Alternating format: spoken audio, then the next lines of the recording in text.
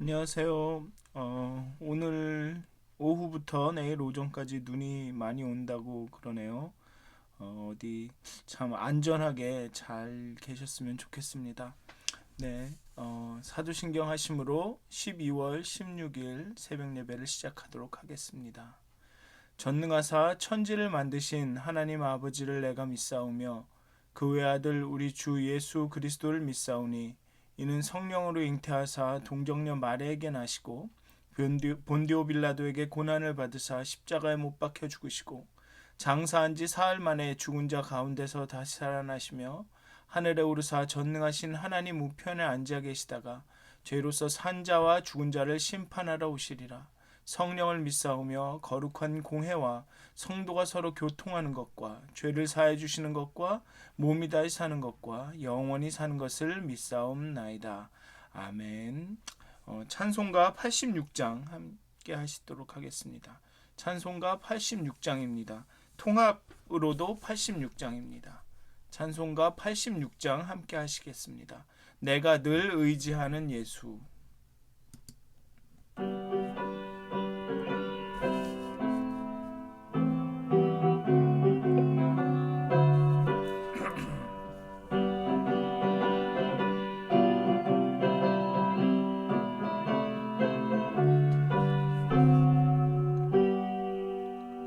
내가 의지하는 예수 나의 상처 입은 심령을 불쌍하게 여기사 위로하여 주시니 미쁘신 나의 좋은 친구 내 의지하는 예수 나의 사모하는 친구 내 기도들을 응답하여 주시니 미쁘신 나의 좋은 친구 주의 손 의지하고서 살 때 나를 해할 자가 없도다.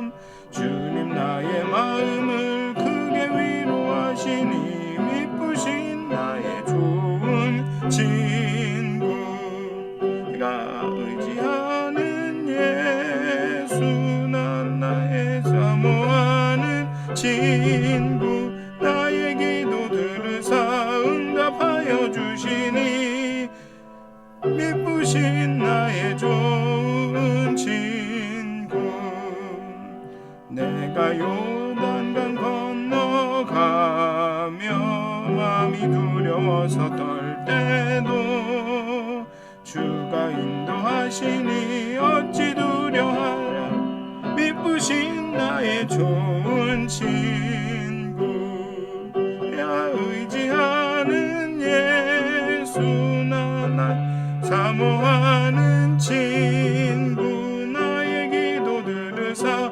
응답하여 주시니 미쁘신 나의 좋은 친구 이혼의 천국 올라가서 모든 성도들과 다 함께 우리들을 구하신 주를 찬양하리라. 미쁘신 나의 좋은 친구 내가 의지하는 예수 나의 사모하는 친구 나의 기도 들으사 응답하여 주시니 미쁘신 나의 좋은 친구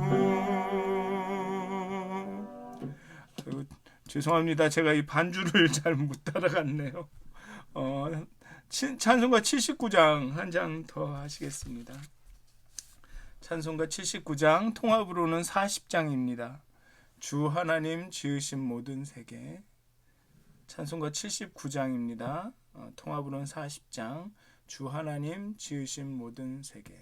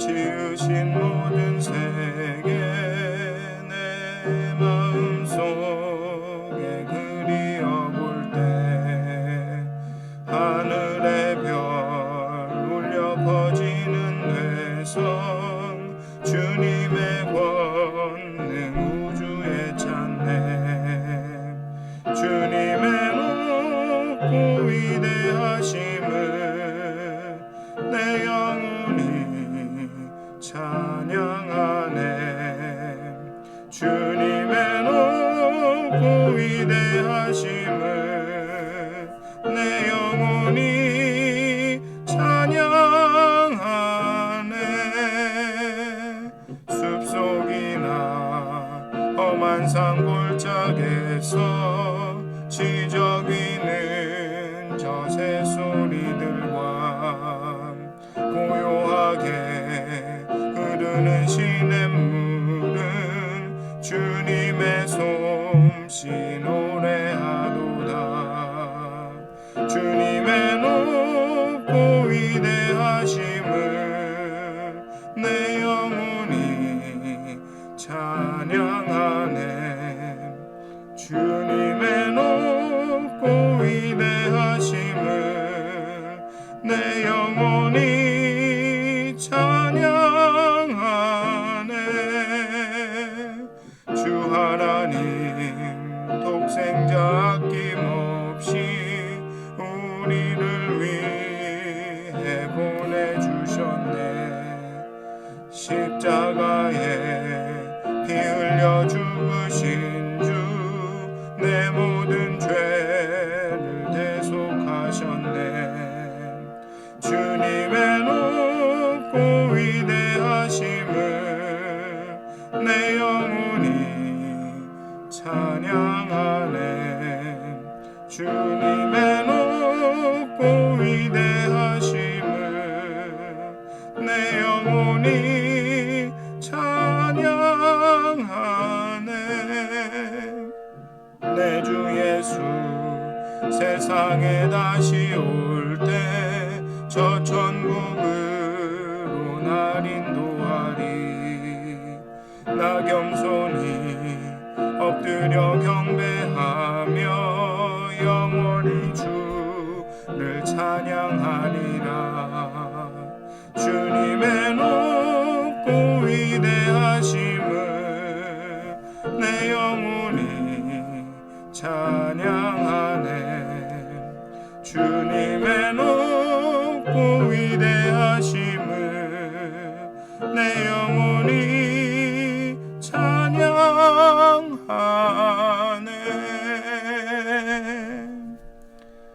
아멘. 다 같이 기도하시겠습니다. 하나님, 정말 높이 계시고 위대하신 그 하나님 앞에 이 아침에도 머리를 조아리고 두 손을 모으고 기도합니다. 정말 하나님이 계신 전을 향하여 우리의 눈을 들고 하나님의 도우심을 바랍니다.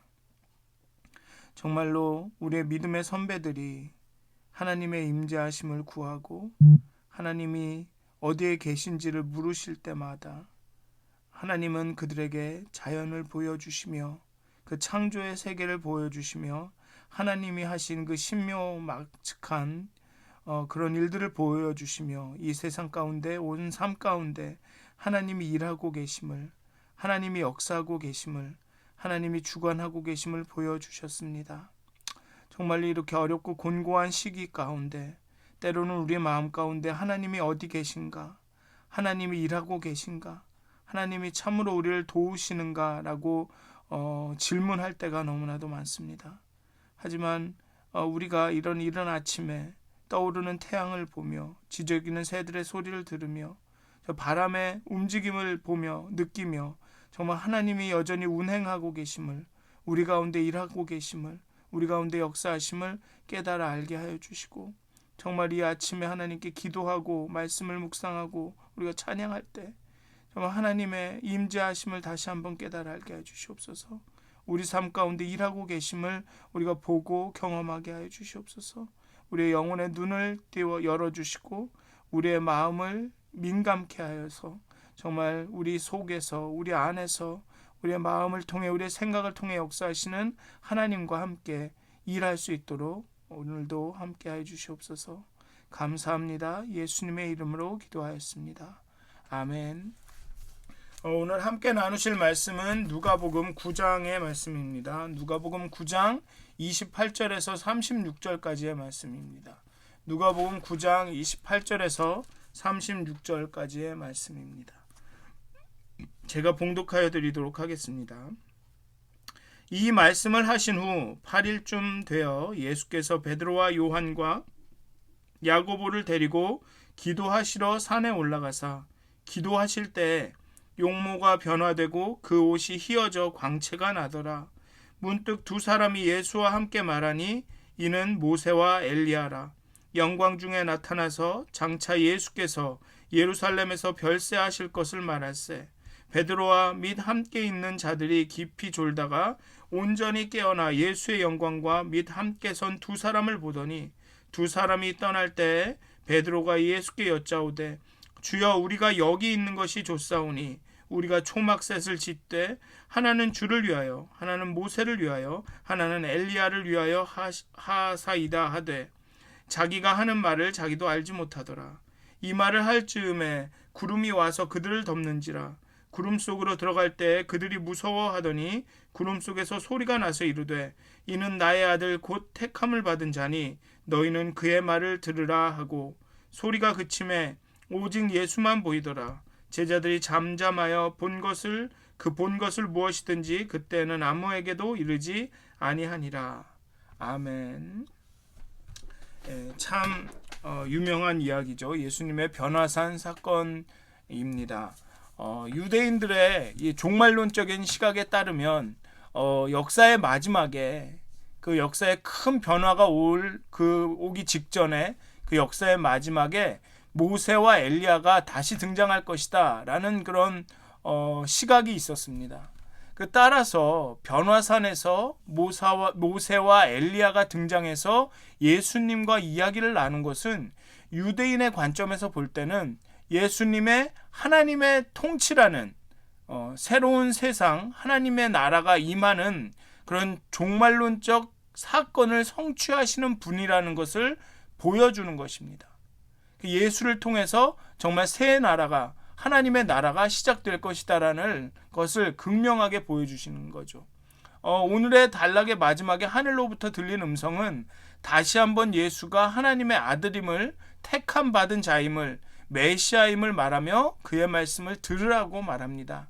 그리고 이 음성을 들은 제자들은 비록 예수님의 말씀이 자신의 뜻이나 기대와 다르다 하더라도 이제는 예수님의 음성에 귀 기울이고 그분의 뜻에 순종해야 합니다. 오늘 변화산의 사건은 앞에 나온 예수님께서 나를 누구라 하느냐라는 이 정체성과 연결이 되는 거죠.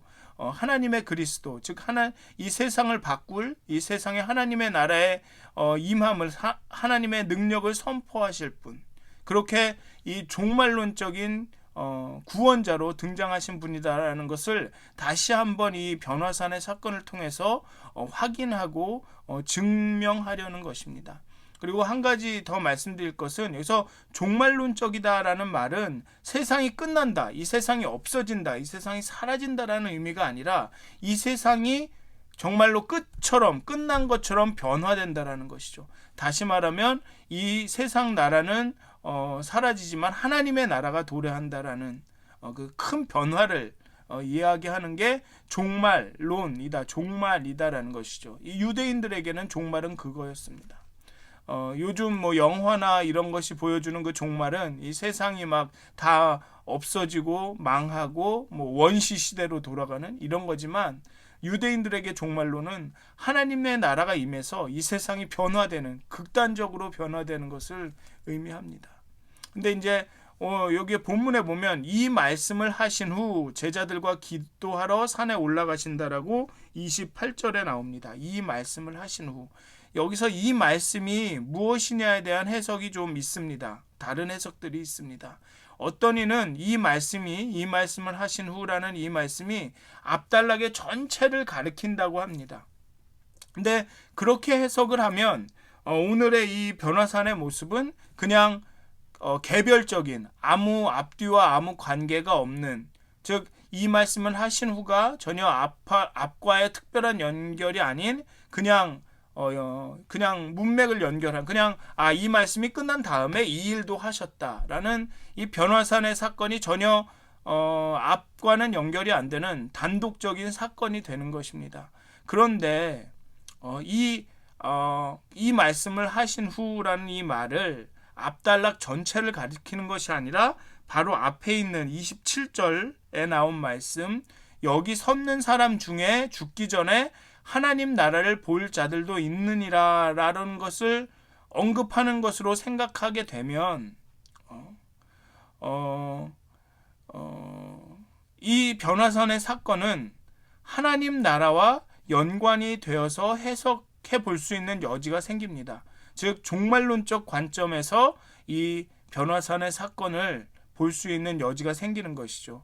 이 중에 하나님의 나라를 볼 자들도 있느니라 하고 그 제자 3명과 그 산에 올라가셔서 변화되셨다라는 것은 그 제자 3명이 하나님의 나라를 조금 맛볼 것이다 라는 그런 의미가 된다는 것입니다.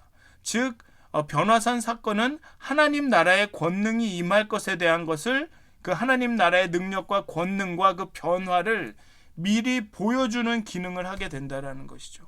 하나님 나라가 가져올 변화에 대해서 미리 요 세 제자들에게 보여줌으로써 제자들이 기대와 소망을 갖고 앞으로 임하게 될 모든 어려움과 고난과 고통을 견디게 해준다는 것입니다. 예수님이 누구라 생각하느냐고 제자들에게 질문하신 후에 하나님의 그리스도라고 하는 예수님의 그 권능을 보여주는 장면으로 해석이 가능해진다는 것이죠. 그리고 이 장면은 모세가 시내산에서 말씀을 받고 그럴 때 변형된 이야기와 유사합니다. 그리고 이 이야기는 예수님께서 변화산에서 변화되신 이 이야기는 대부분의 유대인들에게는 유명한 이야기였을 것입니다. 아니, 이 모세가 시내산에서 변형된 이 이야기는 대부분의 유대인들에게는 아주 유명한 이야기였을 것입니다. 그렇기에 베드로도 두 사람이 모세와 엘리야임을 알고서는 아마 굉장히 기뻐했을 것입니다. 그리고 그대로 머물기를 원했을 것입니다. 그래서 그들을 위해 초막을 막 짓고 싶어 하죠. 유대 문헌에 따르면 유대인들은 그 시내산의 모세의 변형을 모세의 대관식, 모세가 왕이 되는 그 이스라엘의 왕이 되는 그런 어떤 대관식으로 이해하고 있습니다. 왕이라기보다는 모세가 지도자가 되는, 이스라엘을 이끌 수 있는 지도자가 되는 그런 대관식으로 이해하고 있습니다. 따라서 예수의 이러한 변화는 그 유대인들의 관점에서 보면 하나님 나라에서 예수님이 왕이라는 것을 보여주는 장면으로도 이해가 될 수 있습니다. 그리고 신명기 18장 15절에는 이렇게 이야기합니다. 모세가 내 하나님 여호와께서 너희 가운데 내 형제 중에서 나와 같은 모세와 같은 선지자 하나를 너를 위하여 일으키시리니 라는 언급이 등장합니다. 유대인들은 이 본문의 근거에서 하나님의 통치가 시작될 때 모세와 같은 선지자를 일으키실 것이라고 기대했습니다. 그리고 말라기 선지자는 말라기 4장 5절에서 여호와의 크고 두려운 날이 이르기 전에 여호와께서 엘리야를 보낼 것이라고 기록하고 있습니다. 이렇게 종말론적인 맥락, 즉 하나님의 나라가 임하는, 하나님의 통치가 임한다라는 맥락에서 세상의 마지막에 등장할 것이라고 기대되었던 모세와 엘리야가 변화산 사건에 등장했다고 하는 것은 예수님의 변화산 사건이 구약이 이야기했던 하나님 나라의 성취와 관련이 있음을 보여주는 것입니다. 그렇게 해서 예수님께서 이제 임하게 될, 이미 임한 하나님 나라와 하나님의 통치의 왕임을, 하나님의 나라에서의 지도자고 왕임을, 또 하나님 나라에서 통치하실 분임을 보여준다는 것이죠. 이러한 종말은 새로운 시대의 시작, 하나님 나라의 도래는 예수님의 죽음으로 이루어질 것입니다. 장차 예수께서 별세하실 것을 말할세라고 이야기합니다. 이 모세와 엘리야와 예수님이 모여서 얘기할 때 예수님께서 죽을 것을 얘기했다는 것이죠. 즉 이런 하나님의 나라와 이 새로운 시대, 이런 변화의 시작은 예수님의 죽음을 통해 이루어질 것이다라는 것을 얘기했다는 것입니다. 원문은 별세를 어떤 말로 표현하냐 하면 떠나는 것, 엑소더스, 이 출애굽의 언어를 쓰고 있습니다. 여기서 떠난다라는 이 단어가 이스라엘이 이집트를 떠날 때 그 떠난 단어와 같다라는 것이죠.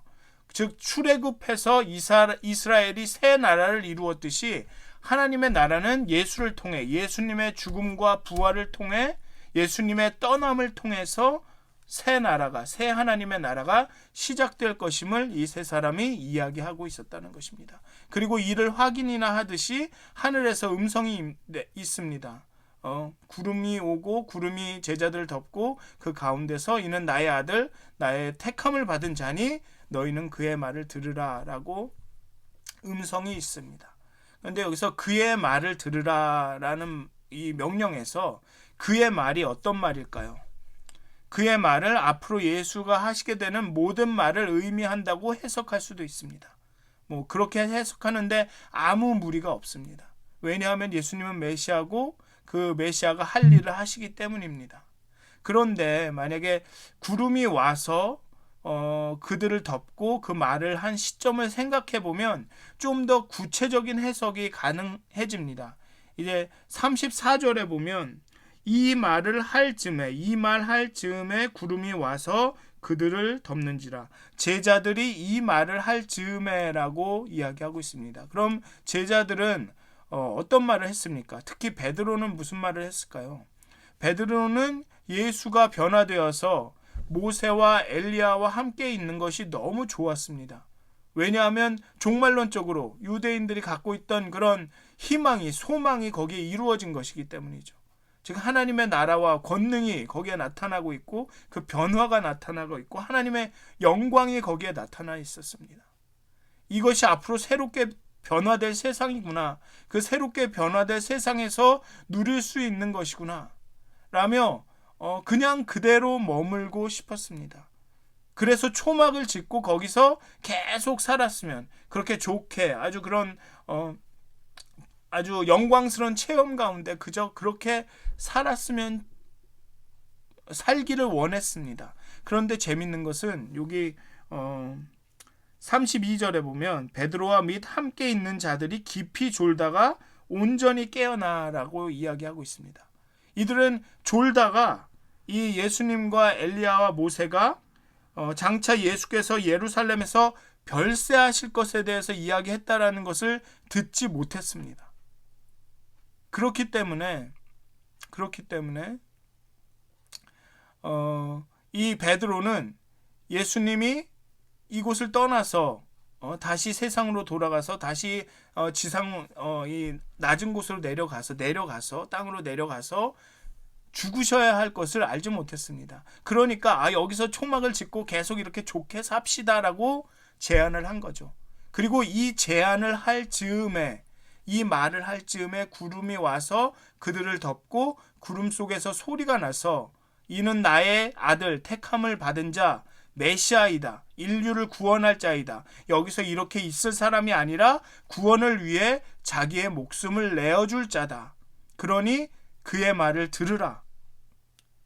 그를 따르라. 자기를 부인하고 십자가를 지고 나를 따르라는 그 말씀을 들으라 입니다. 물론 그 이후에 그 모든 말씀을 들으라라는 의미도 있습니다. 하지만 좀 더 구체적으로는 자기를 부인하고 십자가를 지고 나를 따르라는 그 말씀을 들으라. 예수가 세상을 변화시킬 메시아임은 확실합니다. 하지만 변호사의 경험은 하나님 나라의 능력을 보여주었습니다. 즉 변화가 가져올 결과를 보여주었지만 그의 변화의 과정은, 변화를 가져올 방법은 순환과 죽음이라는 것입니다. 십자가를 지는 것이라는 것입니다. 그러나 베드로는 예수님을 그냥 그렇게 영광의 순간에만 묶어두려고 한 것입니다. 마가복음에서도 보면 베드로는 예수님이 자신의 죽음에 대해서 예견할 때 예수님을 붙들고 그러면 안 된다고 항변합니다. 그러자 예수님은 사탄아 내 뒤로 물러가라며 꾸짖으셨습니다. 그렇게 예수님의 영광에 이르는 순간은, 하나님의 나라가 도래하고 하나님의 그 통치가 임하는 그 순간은 하나님의 나라의 도래는 예수 그리스도의 죽음과 떠남으로 시작되고 완성된다는 것입니다. 그것을 베드로는 듣지 못했고 이해하지 못했고, 그러니 그 가운데 그냥 모세와 엘리야와 예수님의 그 영광과 변화 가운데 있기를 원했던 것입니다. 우리는 베드로와 같은 경우가 많습니다. 도전이 없고 편안한 신앙생활을 하고 싶습니다. 그저 익숙한 곳에 머물고 싶죠. 그런 영광의 순간에만 있고 싶어 합니다. 그러나 기독교는 영광의 종교이지만, 정말 영광과 승리와 정말 평화와 소망의 종교이지만, 그 영광은 반드시 고난과 죽음을 통해 이룰 수 있습니다. 닿을 수 있습니다.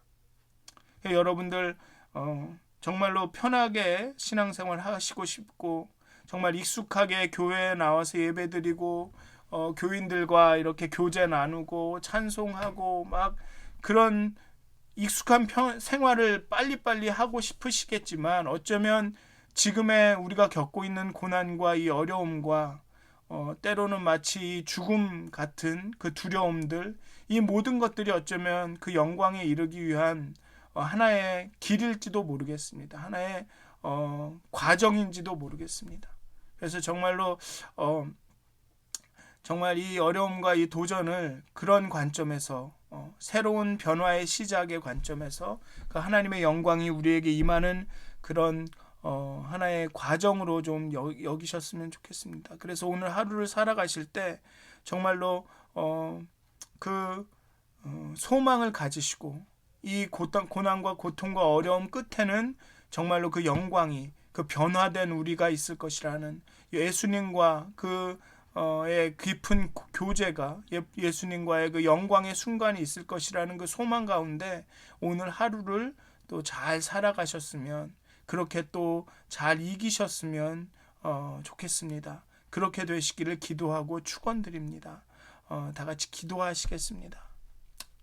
하나님, 그 변화산의 사건을 통해서 예수께서 메시아이심을, 예수께서 하나님의 나라를 이 땅 가운데 선포하실 것임을, 정말 하나님의 나라를 이 땅 가운데 가져오실 것임을 보여주셨습니다.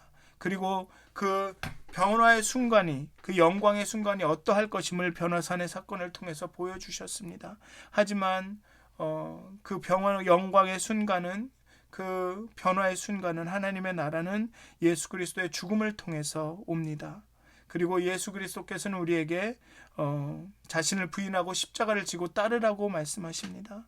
그렇게 예수님의 영광이, 하나님의 나라가 우리의 고난과 아픔을 통해 이루어짐을 우리에게 말씀하셨습니다. 자신을 부인하고 십자가를 지고 예수님을 따를 때 우리가 그 영광의 그 승리에 이룰 수 있음을, 하나님의 나라를 경험할 수 있음을, 하나님의 나라가 우리 가운데, 우리 삶 가운데 임하는 것을 볼 수 있음을 말씀하셨습니다. 하나님, 우리에게 용기를 주시고 강한 마음을 주시고 담대함을 주셔서 우리가 이 땅 가운데 겪는 고통과 아픔과 그 죽음 같은 경험들을 정말 견디고 소망 가운데 인내하여서 정말 기필코 그 마지막 때 하나님께서 원하시는 그때 우리에게 보여주실 그 영광을 경험할 수 있도록, 하나님 오늘 하루도 하나님 우리의 마음을 강하게 하여 주시옵소서. 우리가 겪는 어려움과 고난 가운데 소망을 잃지 않게 하여 주시옵소서. 하나님의 그 변화됨을, 아버지 하나님 그 영광을, 정말 하나님의 나라를, 하나님의 능력이 나타날 것들을 아버지 소망 가운데 바라보며 오늘 하루를 열심히 정말 담대하게 지내게 하여 주시옵소서. 하나님 너무 감사합니다. 예수님의 이름으로 기도하였습니다. 아멘. 하늘에 계신 우리 아버지여, 이름이 거룩히 여김을 받으시오며 나라의 임하옵시며 뜻이 하늘에서 이루어진 것 같이 땅에서도 이루어지이다. 오늘날 우리에게 일용할 양식을 주옵시고, 우리가 우리에게 죄진 자를 사해 준 것 같이 우리의 죄를 사하여 주옵시고, 우리를 시험에 들게 하지 마옵시고 다만 악에서 구하옵소서. 나라와 권세와 영광이 아버지께 영원히 쌓옵나이다. 아멘. 평안한 하루 되시길 기도합니다.